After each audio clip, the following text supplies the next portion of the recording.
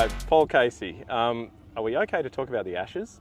Or are we bypassing that? That'll be a very brief conversation, won't it? About as brief as the Ashes were. Yeah, exactly. We might skip that one altogether. Well, at least thank you for bringing it up. That's I mean, right. I knew I was going to get some kind of abuse this week. So. You couldn't come to Australia and not expect it, could you? Correct, yeah. Now, as a LIV Golf original, or close enough to it, how has the league evolved from 22 to 26?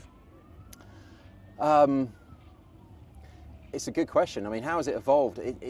As a player, I actually don't spend too much time thinking of that. It's a good question, but you know, for me, the performance always needs to be there. It feels like it's more competitive every single year.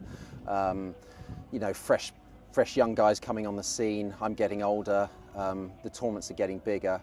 I mean, here we are in Adelaide this week. I mean, this is the one where Adelaide was big from the beginning, wasn't it? So, you know, we haven't necessarily seen the growth here like we have in some of the other cities around the world. But look, LIV is now, you know, very much sort of talked about as part of the ecosystem. And so, yeah, it's gone from strength to strength and it continues to grow. Not sure we can get many more people through the gates in Adelaide, but without doubt it's grown exponentially.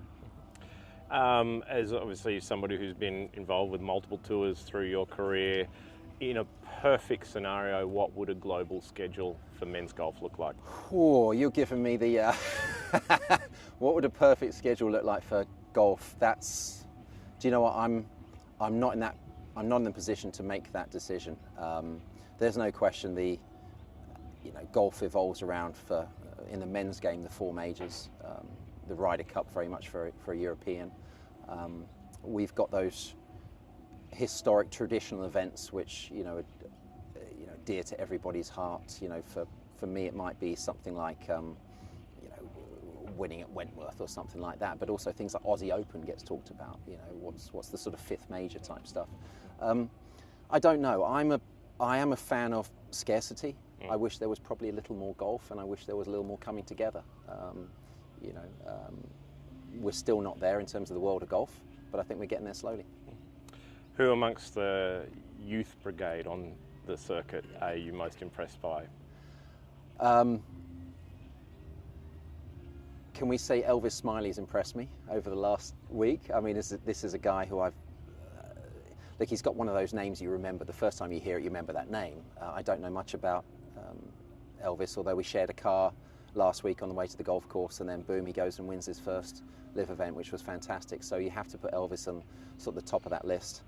I'm always impressed by the way guys just appear on tour, you know, come onto LIV and they compete straight away. You know, that wasn't always the case. You know, to compete straight away was a rarity. You know, it was the exceptional few. Who else?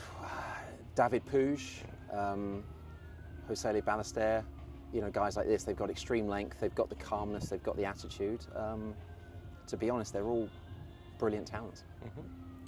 What would you say was your closest call with winning a major? Was it, I know Louis ran away with it, but was it St Andrews the year he won, or do you consider it to be another one? Yeah, I mean, there was, you know, with Louis winning at St Andrews, there was, you know, Louis won that.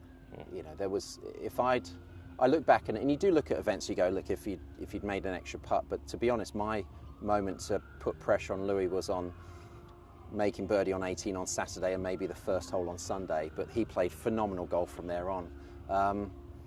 You know, I was close when Colin Morikawa won the PGA at Harding Park, but that's golf. I played in the Tiger era, and so, you know, while, you know, I've not won a major, to play in that era and to see Tiger's dominance, and everybody else, by the way, you know, the Vijay Singh and Ernie Els and all these other players who won multiple majors, and Phil, shouldn't leave him out.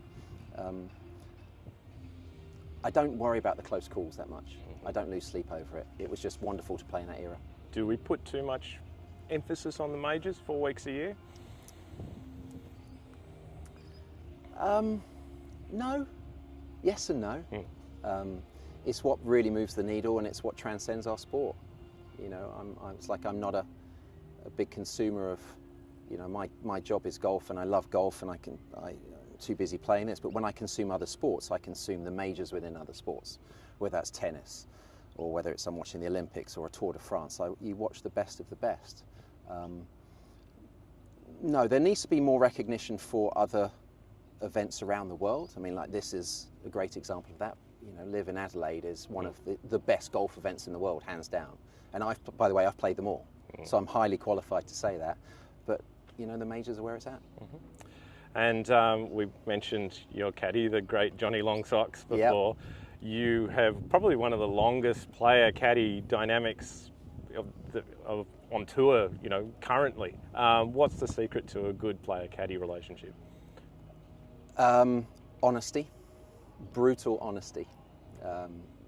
You know, in order to have that bond, player-caddy bond, and have longevity, Johnny brings a lot to the table. He's a consummate professional. He turns up, he's always seeking for better in himself, better in the job that he does. He's trying to make me better. But we're also dear friends. And we could separate the two as well. Our professional relationship is one thing, but we're also dear friends away from it. Johnny's had his health battles. He's had the brain tumour, which he battled a couple of years ago. But we go on holiday together. But there's no question when we tee off on, you know, we get going in a tournament, it's business, and I love that. He's energised, he gets up in the morning with an excitement, and he brings that to the golf course every single day. And what can we expect out of the Crushers this year? You can expect a lot. You know, we tasted victory. It was back in Doral now a couple of years ago as a team championship. We won a lot even last year individually, as individual events, should I say, within the LIV season. But we've got some challenges this year. I mean, we always sort of thought ourselves as kind of the team to beat. Legion 13 have come through. Torquay, that young, talented, I mean, they're all good looking and great golfers, aren't they? But it would be remiss of me if I didn't mention the Rippers. Having won in Saudi last week, Elvis has brought like an energy to their team. You can see that Cam is really excited about it, and obviously mentioned Herbie and Leash. I mean, they're a formidable group. They really are. So, you know, we very much take care of ourselves. I'm looking for individual victory myself, and this would be a great place to do it. As a team, we love to win, but we know we're battling. We feel like we're in the mix of sort of one of four great teams. Yeah.